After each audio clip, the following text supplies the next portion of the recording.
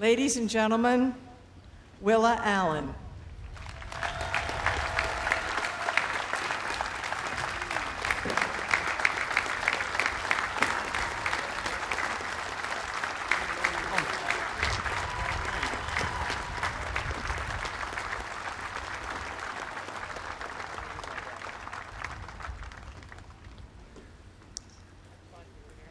Good afternoon, baseball fans.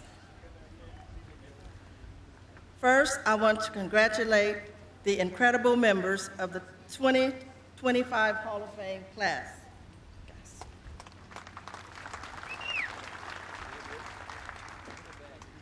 And to Kelly and the family of Dave Parker, please accept our heartfelt condolence. Dave was a remarkable man and a phenomenal ball player. I know Dick would honor to share this moment with him. I also want to express our sincere thanks to James Forbes Clark, Josh, John, Whitney, Tom, and every member of the Hall of Fame team. You have made our families feel welcome, respected, and at home, and we will never forget that.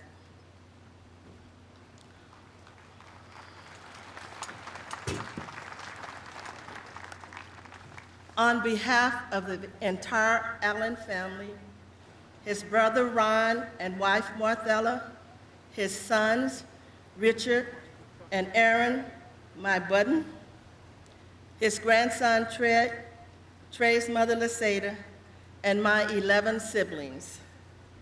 We are so thrilled to be here today to officially celebrate the induction of Richard Anthony Allen into the National Baseball Hall of Fame.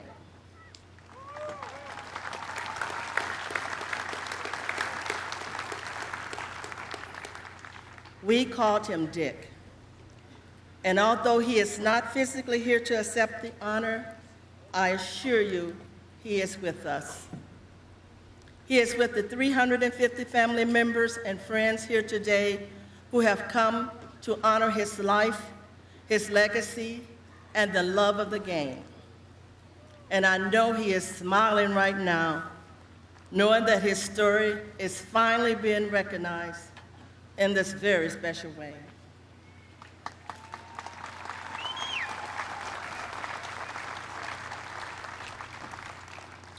To many of us, Dick was already a Hall of Famer, not just for how he played, but for who he was. Yes, he was one of the most natural gifted hitters to ever step into the batter's box, and who could forget his 40-ounce bat? But his statistics, impressive as they are, tell only part of the story, and I have hundreds of stories. There are moments he might have thought were small, but those moments left a lasting impression on the people around him. Dick didn't just give his time or his money, he gave his heart. Whether it was visiting a teammate in the hospital, or standing up for someone who didn't have a voice, or just writing a note to a fan, he was always there, quietly, strongly, and sincerely. Let me share a story that has always stayed with me, one that shows the kind of man Dick was. It was 1971, just after a game at Dodger Stadium. As Dick was leaving, a 16-year-old boy stood outside patiently waiting. As Dick walked by, the young man cried out, "Mr. Allen, can I have your autograph?" Dick stopped, looked at him with a familiar smile and said, "Son, I'd rather shake your hand." The young boy eagerly replied, "Yes, sir." What happened next turned into something unforgettable. They stood there, just the two of them, for 2 full hours. Dick didn't rush, He didn't wave him off. He stayed, he listened, he shared. That night, a friendship began. Dick often invited the young man to the clubhouse to meet the other players. On occasion, he brought him back to the ballpark to play catch in the bullpen. That season, Dick spent hours with him, showing him different kinds of food, introducing him to people he respected, even taking him to the racetrack to meet his horses and friends. He affectionately nicknamed the boy Baby Bruh, a name that young man still uses today when he speaks of Dick Allen. And now, over 50 years later, that once teenager is 70 years old and here today in Cooperstown to honor the man who changed his life with kindness.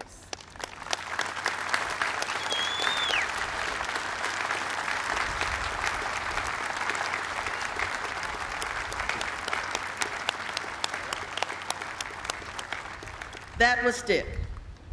He was devoted to people, not just fans, but especially his teammates. If he heard someone was sick or going through a tough time, he'd turn to me and say, "Willa, they have to hear from us. Let's send a card or write a letter.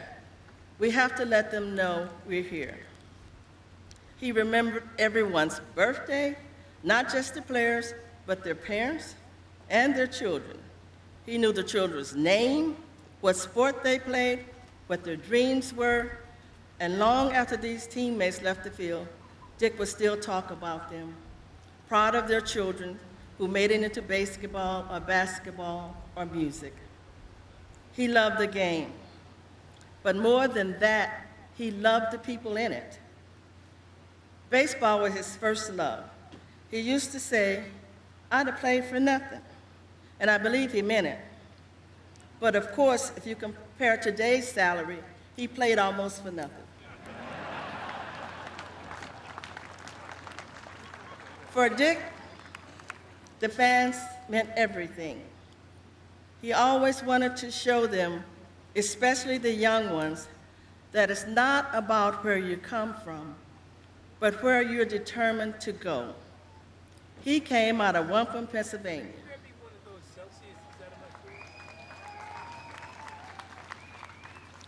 It's a town with no more than 1,200 people, and yet Major League Baseball found him. When he was just a child, his teacher asked the class what they wanted to be when they grew up. Dick stood up and said, "I'm going to be a Major League Baseball player." Then he sat down. The other kids laughed because at that time, there weren't any black players in the Major League. But he didn't laugh. He believed it. And now, look at him.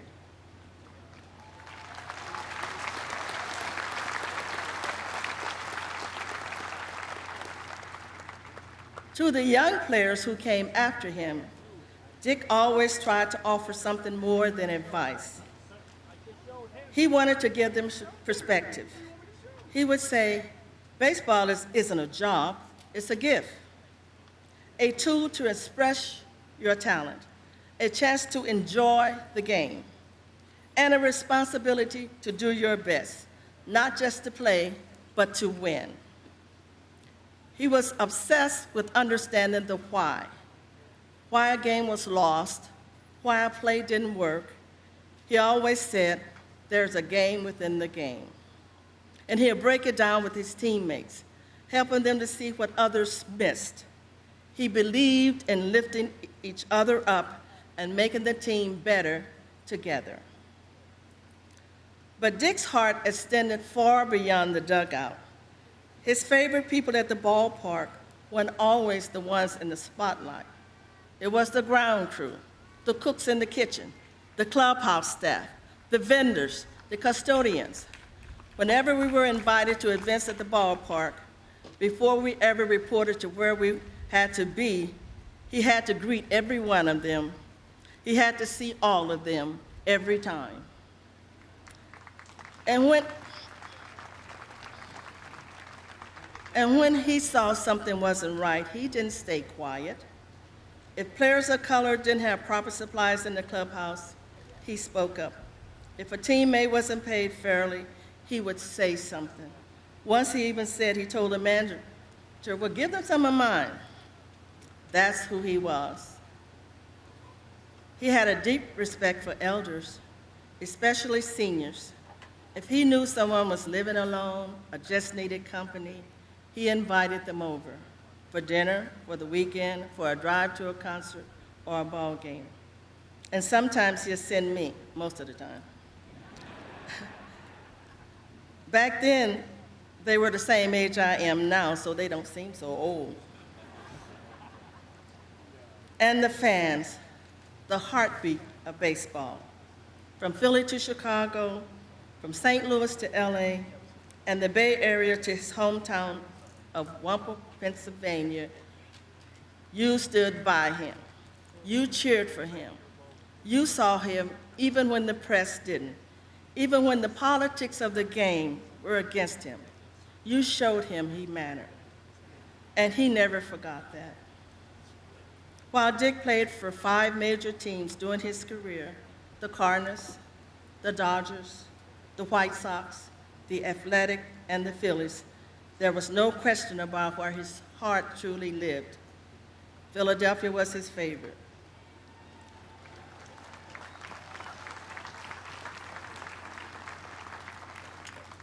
He loved the city.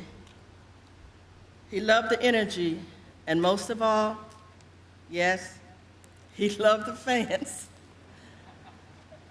When he returned to Philly in 1975, he told me that the 1976 team was the best he'd ever played on. It wasn't just a reunion, it was a homecoming. And the Phillies made sure he knew how much he meant to them, in a way that most players never experience unless they're already in the Hall of Fame.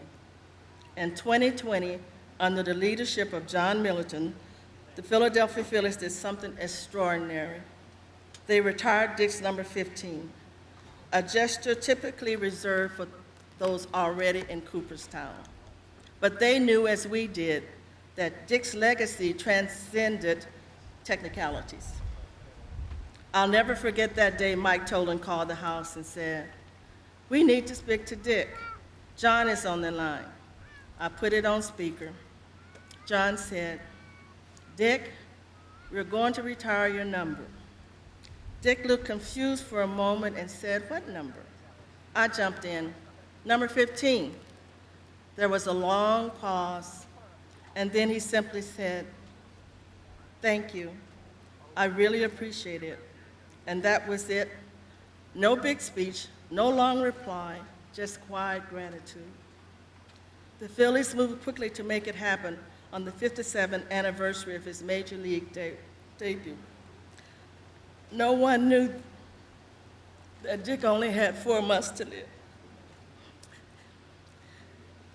Dick had a beautiful speech written with the help of Andy Woodley, but when the day came, he couldn't deliver it. The illness had quietly affected his body and his brain, and he was just too tired. But he stood up anyway and spoke from his heart, and honestly, that was more than enough. That day in Philadelphia meant everything to him and to our family. It was a moment we'll never forget. To see Dick recognized in that way while he was still alive. To feel the love from Philadelphia, the organization, and the fans, that was a gift. And even now, the Phillies continue to honor his life and legacy. I know Dick sees what you're doing, and he's smiling. To the Chicago White Sox, Dick found a place where he could truly express himself as a leader, as a teacher, and as a fierce competitor. Chicago embraced him not only for his talent, but for his heart. The love he felt from the South Side gave him strength to give 110% every game. And in return, he gave the fans one of the most iconic MVP seasons in baseball history.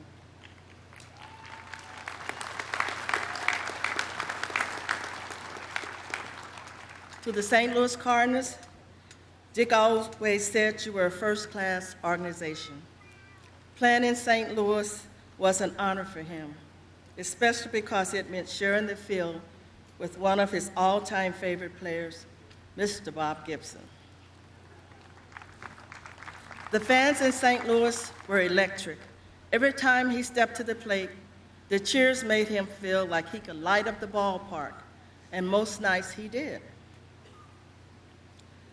To the Los Angeles Dodgers, Dick had a long dream of wearing that uniform. The Dodgers represented more than baseball. They represented courage, change, and history. Because of Jackie Robinson, because of the team's willingness to break the barriers, Dick always felt a connection to the Dodgers. Being a part of that legacy, even for a season, meant something deeply personal to him. And to the Oakland A's, though it came during the twilight of his career, it was still baseball, and Dick never took that for granted. Even though his team with the A's was brief, he cherished the friendship that were formed, the clubhouse conversation, and the opportunity to be part of a game he loved right up to the end. His story is not just about home runs or rewards. It's about principle, compassion, and unwavering determination. That is what carried him through every challenge and every triumph. Today, his name is enshrined among the greatest to ever play the game. And I know beyond all the applause, Dick would want this moment to inspire others to play with passion, to live with heart, and to always be true to yourself. Thank you for honoring Dick.